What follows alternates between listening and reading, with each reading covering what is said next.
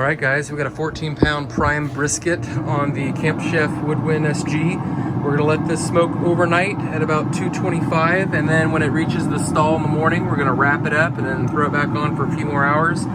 Patience, patience, patience when making a brisket. You cannot rush these things if you want to turn out great. All right. So it's 7:30 in the morning and we are checking on our brisket. Oh yeah, look at that. See what our temp's at. Perfect. We're gonna take this puppy off and get it wrapped.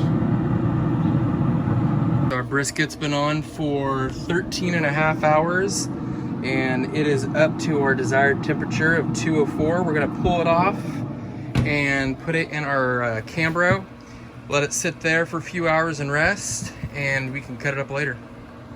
So for the last day or so, I've been working on a brisket. I seasoned it up last night and threw it on the smoker at 200 degrees for the night.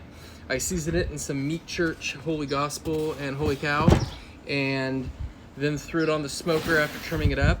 At about 7:30 this morning, I ended up wrapping it, and when it reached about, I don't know, 205 degrees or so, I pulled it off and threw it here inside the Cambro to let it rest, and it's been resting for about 3 or 4 hours.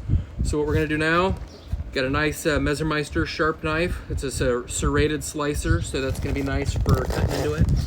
And we are gonna get into this guy and see what it looks like.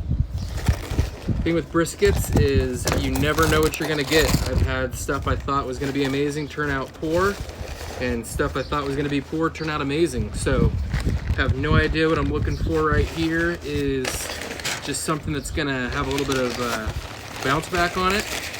Not too firm, that means it's gonna have lots of juices. And we also want some a good bark. So being careful here not to destroy the bark as I tear off all of this butcher paper. So this is what my finished product looks like. You have the flat here and the point here. And what we're gonna do is just slice it right about where the two meet. You can see it has a little bit of good bounce to it.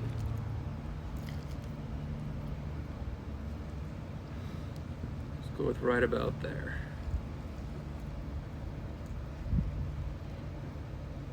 Let's see what this guy looks like. Oh yeah, look at that.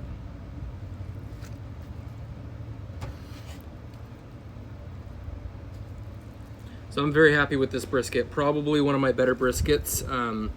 We'll get into it, start cutting it up, and we'll see how it tastes. So now that we have it cut in half, what we're gonna do is we're gonna rotate the point so that the point's facing away from us. We're gonna push this guy back. We're gonna take the flat side and put it off at a little angle, and we're gonna cut diagonally across it like so. This is gonna be your burn ends, the stuff back here. So however big you wanna cut those, you can use them for burn ends or whatever you want.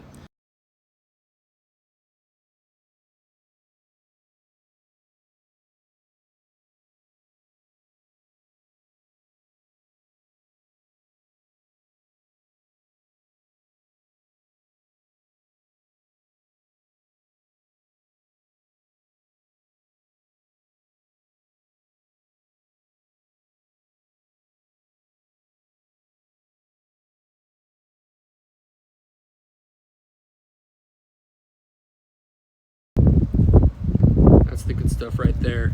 Falls apart, it's okay. You can throw it in chili, throw it in nachos, it's gonna be good. All right, let's see how it tastes. You can taste that Meat Church. A little bit of the pepper from the Meat Church, but lots of good flavor. There you go.